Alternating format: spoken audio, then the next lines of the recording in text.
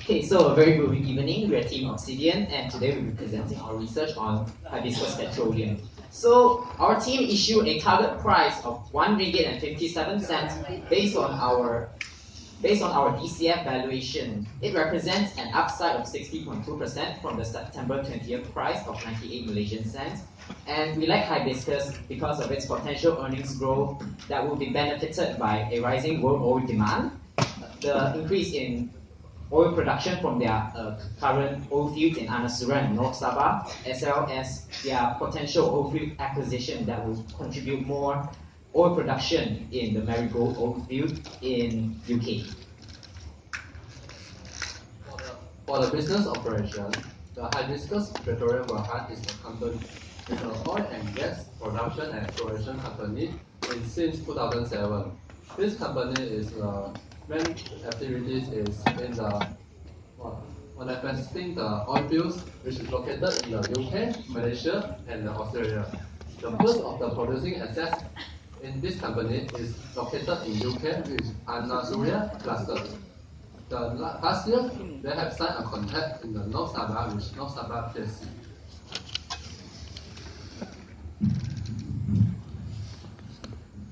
So, for industry overview, firstly, despite higher oil prices and sluggish economic activity over the world this year, we actually have the global oil demand to rise by 1.3% in 2018. And it is due to the significant increase of the air traffic volume and strong diesel oil demand. So you can see from the graph, this is an estimation by International Energy Agency.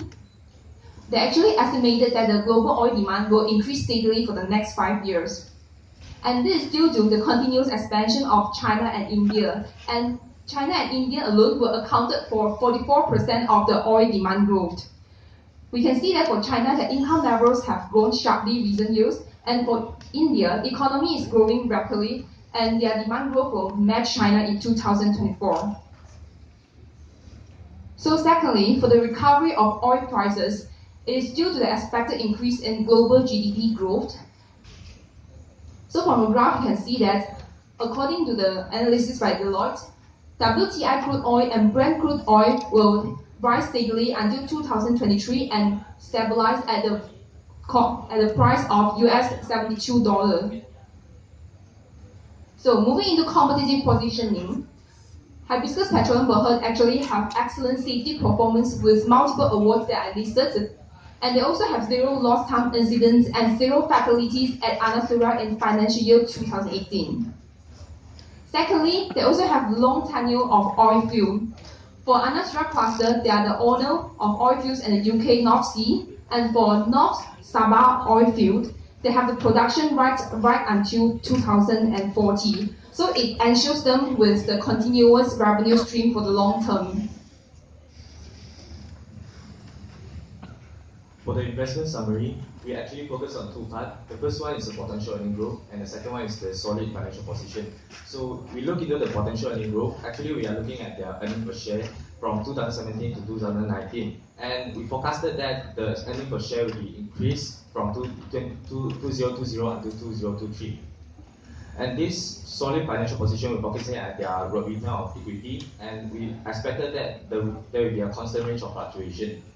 And this is our valuation model. We are using absolute and relative stock valuation model, and we targeted our price at 1.57, which is 60.2% above the current market price. And we applied the WACC model inside our research, and these are all the data that we use the real life data that are cited from the statistical department. We derive our cost equity and cost of debt, and then we calculate our WACC. And this is the analytics of previous historical data of free cash flow of this company. And after that, this one is our estimation model. We estimated that every year it will grow at 10%, and until the 6th year, we consider that it's a long-term growth, so we consider 3%, which is the percentage that is near to the inflation rate. And this is a present value of growing perpetuity, and we calculated all the present value here, and we added up we get our firm value of 2.488 billion. And then we subtracted with the debt value, and we get our intrinsic value of which is you use the equity value divided by your share outstanding, which is 1.57. This is our estimation. And another method will be relative valuation model. We use the DCF, and we use other valuation equation, and we also give every equation a 25% weightage to get an average weightage of 1.18. This one is a valuation for relative stock price. It's somehow 20% above the current price stock. This is the example that we have to derive it. Okay, moving on to our financial analysis, we like to highlight the revenue potential of Hibiscus. So in our period of coverage from 2017 to 2022, Hibiscus is expected to achieve a growth of CAGR 61.94%. And during that period of coverage, it's specifically driven by growing oil production in Anasuria and North Sabah alone. So if we refer to the graph, the historical data in 2018 and 2019, there's a big jump. It's mainly caused by the enhanced production volume in Anasuria, as well as the contribution from North Sabah. And those contribution will sustain the revenue of Hibiscus around the 1 billion ringgit mark in our period of coverage until 2022. What happens after 2022 is that in 2023, the Marigold oil field in UK will be activated and is expected to raise oil production by 122% from the original 9,000 barrels of oil per day to 20,000 barrels of oil per day. So even though Hibiscus revenue may not grow in a traditional upward annual growth, its growth is made by a spike through the acquisition of oil fields, and that is where lies its potential. And these oil fields are acquired, and the oil production enhancement are made with little to no debt. They utilize mainly equity and internally generated debt to finance these projects and acquisitions. And as of financial year 2019, they have positive cash balance. And we believe Hibiscus will continue to exercise cost control measures, and we expect forward on 2020 to 2022, the net profit margin will sustain at 31.9%. And together with the increasing top line, we believe these cost control measures and growing top line will allow Hibiscus to contribute an ROE of 17.2% during our period of coverage. So moving into investment risk, first we have low crude oil price, which obviously will have a worse impact on Hibiscus earning and profit, and will further drive the stock prices down. And secondly is the foreign exchange risk, which the translation adjustment to convert USD to Ringgit Malaysia will have adverse impact on the figure that is shown in the financial statement. And third risk will be the shift in global demand towards sustainable energy, as we can see that it will actually reduce the crude oil demand in the long term, and it will lead to the lower revenue and profit for Hibiscus Petroleum per head. However, we actually expected the impact on the oil demand itself will be very small. Thank you. Thank you for your presentation. Now we'll begin Q&A session.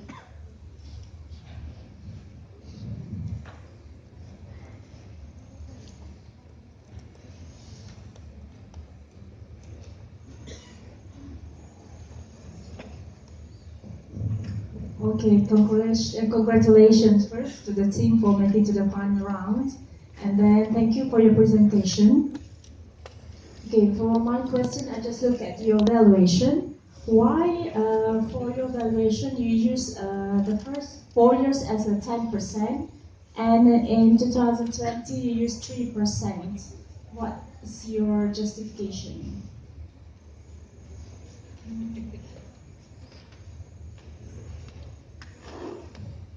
2025, yeah. Yeah. Actually, we analyzed the historical data of free cash flow, and we found out that in 2015 and 2016, they're actually inside the operational, they are still building up their gas station. And they're operating starting from 2017, so their production rate is actually going up very fast. And we expected that they will be reaching a much steady state of production, so there will be less fluctuation in our trend. That's why we expected that there is a 10% of growth rate each year, and we are being conservative in this research because we estimated we are not being too optimistic towards the firm situation. And for the 3% is actually I use it for the present. I use it for the in the formula of present value of growing maturity because I estimated in the long term way. Uh, for 2025, I actually use it 10% or so, but inside the present value of growing maturity, I use the 3% value for the inflation rate normally. Okay, and one more thing, because you expect that the revenue growth to be 122% after 2021, right? Should you revise your growth rate from the year going on because you are still using 10%? Uh, Even though we forecasted our revenue to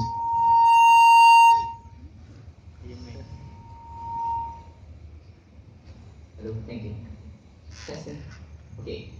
Even though we forecasted the 2023 oil production will rise by 122%, that is unrealized because the Marigold oil field is actually not activated, so we don't know the actual production level. That is just for revenue forecast. For our free cash flow, we would like to have a really conservative value of what Hibiscus has now, and if they keep it that way and grow at 10%, how will they value in years to come? So we took 10% instead of the 122.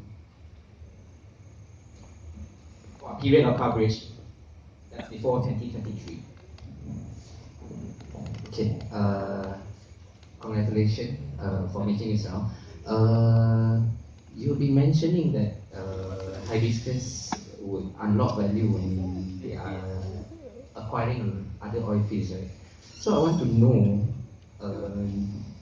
first thing, did you actually evaluate those acquisitions as part of your financial models? And then how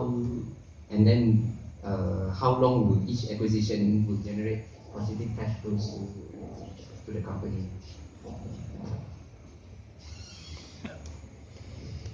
For the acquisition of Marigold oil field, it's actually done during the last quarter of financial year 2019. So our FCF actually captured that acquisition, but it didn't capture the return of investment from that because the oil field is actually not operational yet. And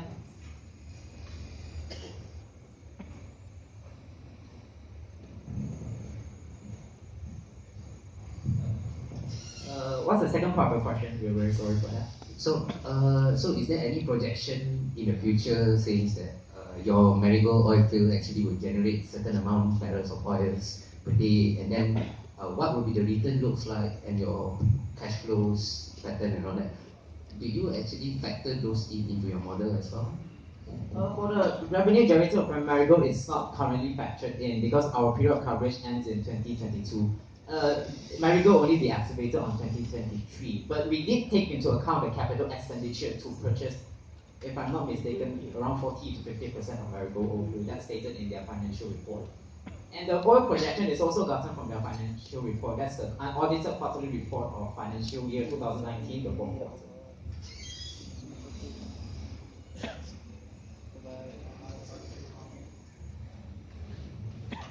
How did you derive the WACC for this company? Hold on, before you proceed. The company pays no dividend. The company has no debt. So how do you arrive at WACC? We derive there is no debt, but we use the short-term and long-term financial data, obligation list data. Yeah, and then we average the long-term and short-term data, and then we get the average debt value for the company. Pardon?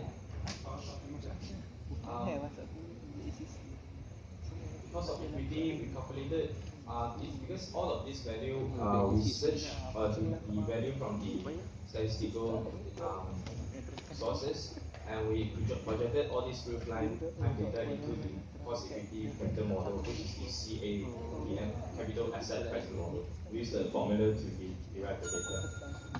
Add on to Tony's part, please. Even though Hibiscus has no borrowings, it does have finance lease, and we think it will be practical to factor in the cost of the lease, which is also a form of debt into our WACC.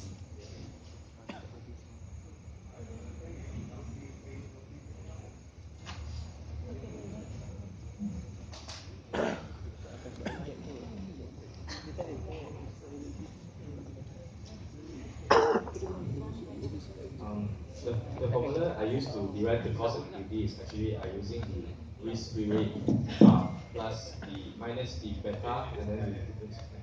Yeah, yeah, I'm using that kind of calculation. I didn't take into account the dividend factor.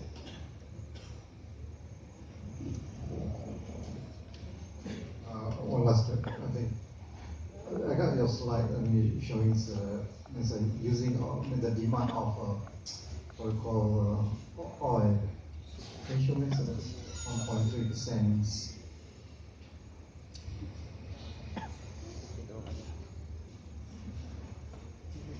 Yes, yes. I think when it presents, so you are present for a company today, and they expect, the target price is set. I think when you're using the data, you cannot use this on 2018. I think you should look data at this. I believe Q3 is available now, or at least Q2 means first 6 months available in 2019. And you're using this is not quite up-to-date data because you are targeting your coming target price. You cannot refer means quite long old data. Alright?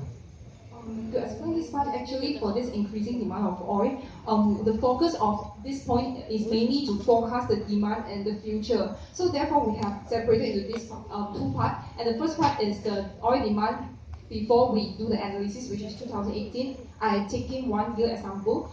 However, the focus will be the second part, which is this. We have the forecast for 5 years since this year, and we'll have forecast until 2033. So we can see that it is actually a forecast by International Energy I know Agency. this is wrong, but when you should refer the real data, means the latest one. That's good for you when you do reporting analysis. Oh, okay. Actually, this is the latest data available on internet, but we will try it. But really, thanks for advice. Thank you. Time's up for the Q&A session. Once again, thank you, Team Obsidione.